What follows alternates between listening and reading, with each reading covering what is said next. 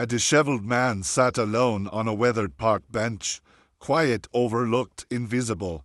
Nobody realized it was Keanu Reeves, until two officers arrived and released a K9 on him. The crowd tensed, expecting chaos, but what the dog did next changed everything. This isn't just about who we are.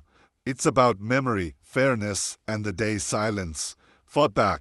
Before we start, comment your location, and if you think respect shouldn't require recognition, hit like and subscribe.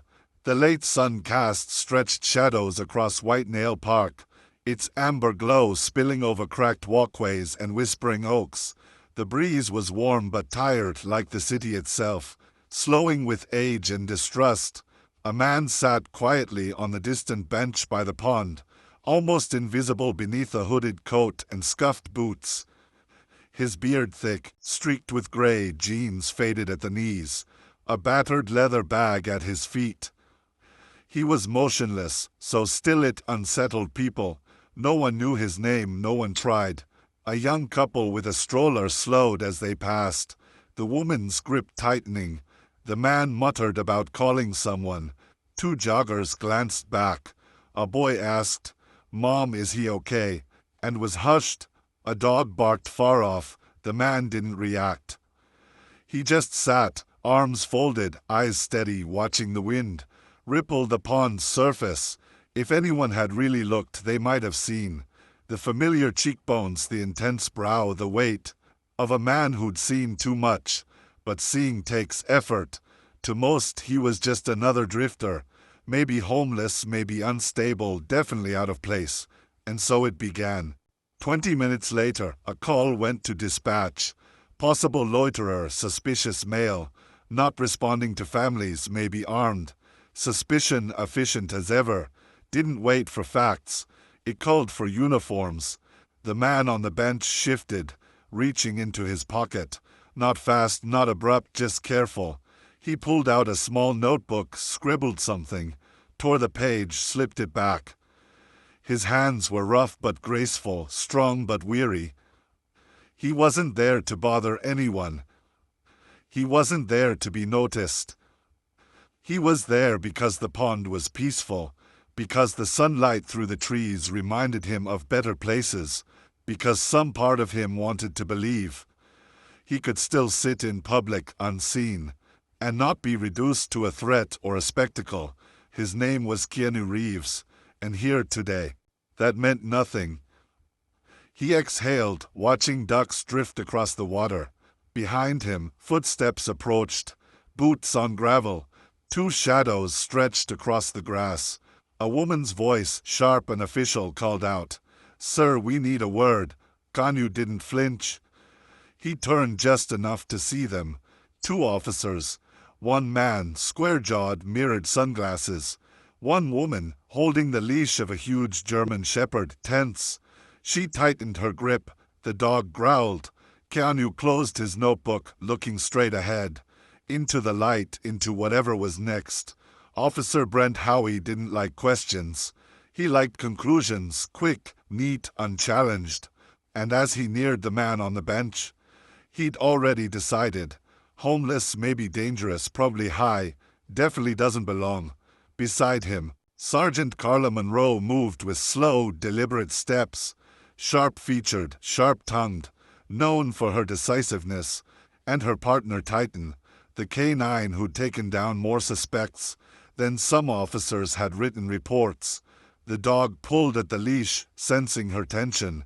The bench was 10 feet away. The man hadn't moved. Brent leaned in. "Sir, you've been here a while." The man looked up, clear gray eyes meeting Brent's. "I come here most afternoons," he said, "just to breathe." Carla snorted. "ID." Keanu reached into his jacket, slow and measured. No sudden moves, no defiance, just practiced calm. He handed over a worn leather wallet. Brent squinted at the license inside. Keanu Reeves. He turned the card to Carla. She glanced, rolled her eyes. "You trying to be funny?" Keanu didn't answer, didn't smirk, didn't need to. Carla stepped forward. "You expect us to believe you're Keanu Reeves, the movie star, sitting here looking like a failed survivalist. Brent chuckled. You know impersonating a celebrity is a crime, right? Carla added. Where's your real ID? Manager, publicist, anyone to confirm. I'm not here for publicity, he said. Just the sun. Brent stepped closer. Most people hanging around like this are casing the area. Seen that backpack before. Same kind junkies use. Carla nudged Titan forward. The dog growled again. Behind them, a small crowd gathered. Strollers, teens with phones, joggers slowing. Brent looked at Carla. She nodded. Let the dog check him. Keanu's eyes flicked to the dog. Then back to Carla. No need for that. That's not your call. Carla bent, whispering to Titan. Keanu's fingers curled on his lap. Not from fear but recognition. He'd seen that dog before, he remembered. As the leash tightened and Titan's bark rose, Keanu leaned forward. It's me, Titan. You know me. No one heard it. Not the officers, not the crowd, not even the dog. But something was about to shift. The park felt different now. Stillness turned to static. The trees swayed, but the air was heavy. A dozen onlookers lingered, pretending to stretch or check phones. But their eyes were fixed on the bench, the man, the officers, the dog, whose breathing grew heavier. Sergeant Carla Monroe wrapped the leash tighter, jaw clenched. I said, she repeated, let the dog check him. Officer Brent Howie stepped back, giving the canine space. He adjusted his sunglasses, not for the sun but to hide his smirk. This was his favorite part, the moment before someone snapped. And he got to say, see. Keanu didn't move. Palms flat, legs relaxed, gaze not angry. Just tired, locked on Titan. You're escalating something that doesn't need to be, Keanu said. Carla sneered. People like you say that until someone gets hurt. I've hurt no one yet, Keanu replied. Brent muttered. The crowd's murmurs grew. A father picked up his toddler, shielding them. A teen girl whispered, isn't that the guy from John Wick? Her friend shook her head. No way, he's homeless. Titan barked, sharp and predatory. The crowd flinched. Keanu didn't. He looked at the dog, not as a stranger, but as an old friend. I know you remember, Keanu whispered. You were just a pup, we trained every day. I gave you your first toy. But Titan didn't react. Not yet. Carla unclipped the latch, loosening the leash. Brent stepped closer. You nervous yet? Keanu turned. No, just disappointed. In what? That it always ends this way. A peaceful man, a loaded gun, and a uniform mistaking silence for guilt. Brent scoffed. You people always make it about something bigger. It is bigger, Keanu said. But you never stay still long enough to see. Carla gave one last tug, muttering to the dog. Go get him. Titan tensed, muscles rippling, a low growl. He dropped into a crouch. The crowd gasped. Brent grinned. Keanu lowered his voice. Titan heel. The growl faltered. A subtle shift, a hesitation. Carla didn't notice, her hand hovering over the clasp. Final warning, she said. Stand up or I let him go. Keanu didn't move, didn't blink, sat calm, heavy with something deeper than fear. I told you, he said. I'm just here to sit. That's not a crime. Brent snorted, circling Keanu like a wolf. You're obstructing, resisting. This is your fault. Keanu looked up, eyes steady. Because I wouldn't jump when you barked. Brent leaned in. You think being clever will save you. No, Keanu said. But memory might. Carla didn't wait. She pulled the clasp and Titan lunged. The crowd screamed. Gasps, a dropped phone, someone shouted. No. But it was all background to the blur of black fur. Titan's bark ripped the air. Raw, trained, lethal. Still, Keanu didn't move. He rose, not in panic, but with impossible grace. Hands open, stance soft, no fists, no defense. Only recognition, arising from somewhere deeper than instinct. Titan was 5 feet away, eyes locked, teeth bared. 4 feet 3 then. Titan, Keanu said, barely audible. It's me. The change was instant. Titan's growl broke, his stride faltered. 2 feet away, he stopped, nose twitching, tail uncertain. He crept forward, sniffed, whimpered. The park held its breath. Carla's face went pale, Brent's mouth dropped. Titan edged closer, not to attack, but to nuzzle Keanu's side, pushing his head into the man's chest like a child finding home. Keanu dropped to one knee, eyes misty, arms around the dog's neck. "You remember," he whispered. "I didn't think you would, but you do." Phones were up, witnesses frozen. A girl covered her mouth, a boy muttered. "No way." Brent looked lost. Carla stood, hand open where the leash had been, as if she could undo the last 10 seconds. But it was too late, the truth was out. For 10 seconds, White Nail Park forgot to breathe. The crowd was silent. No laughter, no footsteps, no wind. Only Titan's tail wagging as he pressed into Keanu's embrace. Keanu's fingers curled through the dog's fur. Head bowed, voice low. "You still remember after all this time." Titan huffed, nestling deeper. The silence broke with gasps. A woman whispered, "Oh my God, he knows him." A boy said, "Is that really Keanu Reeves?" Phones everywhere, screens reflecting the same image. A man mistaken for a vagrant, now revealed as something more. Sergeant Carla Monroe stumbled forward, mouth dry. "Titan, heel now," she barked, voice cracking. But Titan stayed at Keanu's side, tail thumping, refusing the command. Officer Brent Howie stood frozen, sunglasses useless, confusion turning to fear. Carla turned to Brent. "What the hell is happening?" Then, through the murmurs, a new voice cut through. "That man is a hero." From the crowd stepped a tall figure in a black jacket, salt and pepper beard, eyes burning with recognition.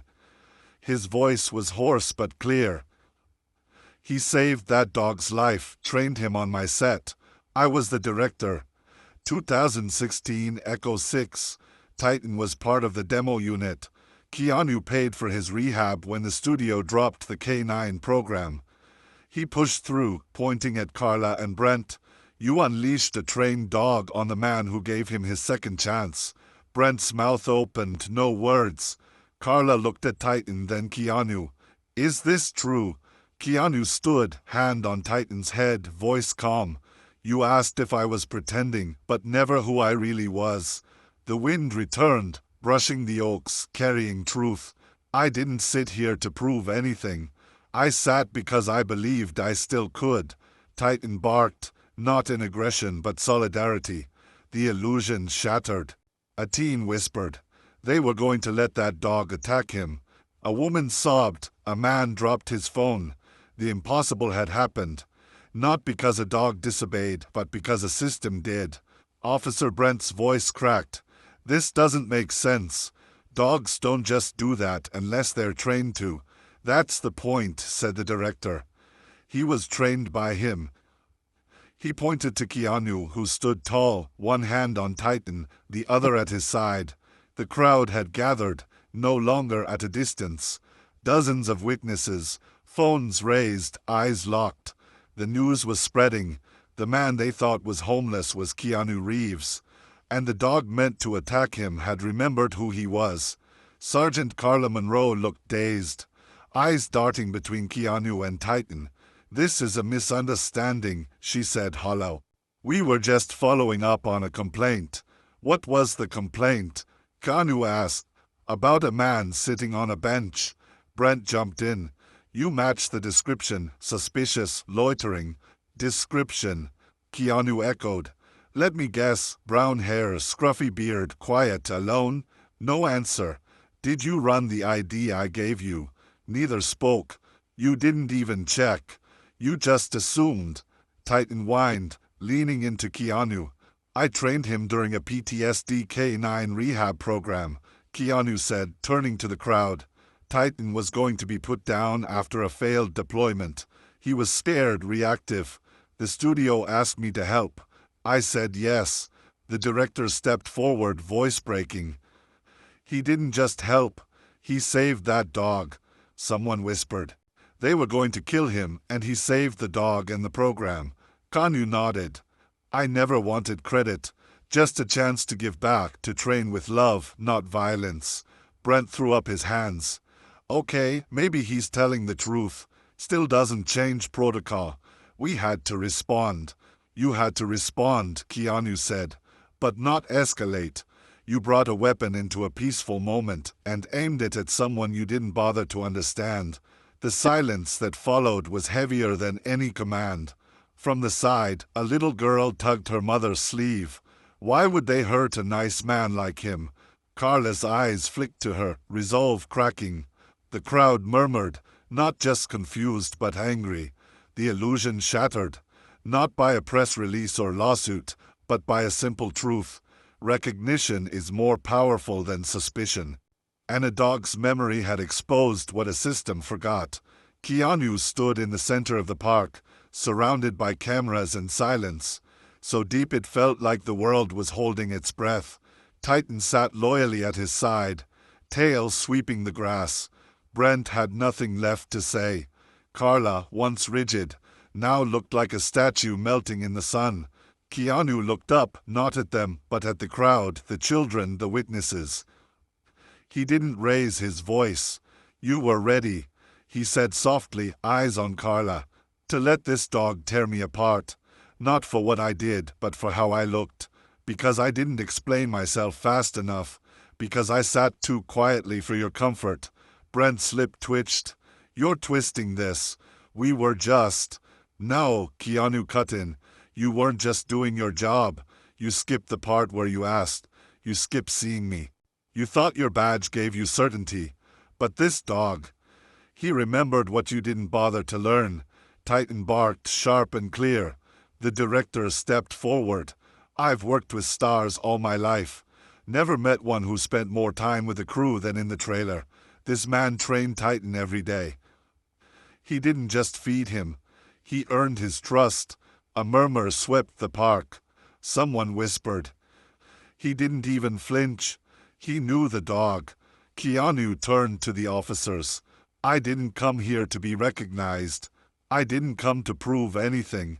I came to sit, because after a week helping rebuild a kid's shelter downtown, I just wanted quiet." Carla blinked. You were working at the shelter?" Keanu nodded. "Under a friend's name. We keep it quiet." The revelation hit hard. The man they'd nearly unleashed violence on wasn't just a stranger. He was helping their city, quietly, without ego. Brent muttered, "We didn't know." "You didn't ask," Keanu replied, softer but firmer than any shout. An older woman clapped. Then others joined. Not applause for fame, but for truth. A slow, respectful rhythm. "We see you now." Titan sighed, leaning into Keanu. 1 week later, the bench still sat beneath the tall oak in Whitetail Park. Now it bore a small bronze plaque. Here sat a man mistaken for nothing, until a loyal friend reminded the world who he truly was. Below, Keanu Reeves, witness, teacher, quiet resistance. The bench became a monument, not to celebrity, but to restraint, dignity. The power of being still when the world expects you to kneel or disappear. Visitors came daily, some with flowers, some with children. A little girl left a drawing of a man and a dog, crayon letters. "Thank you for not yelling back. That made you stronger." Titan returned often, now retired, walking beside Keanu like a sentinel. The officers. Carla Monroe was put on leave. An investigation followed. Brent Howie resigned.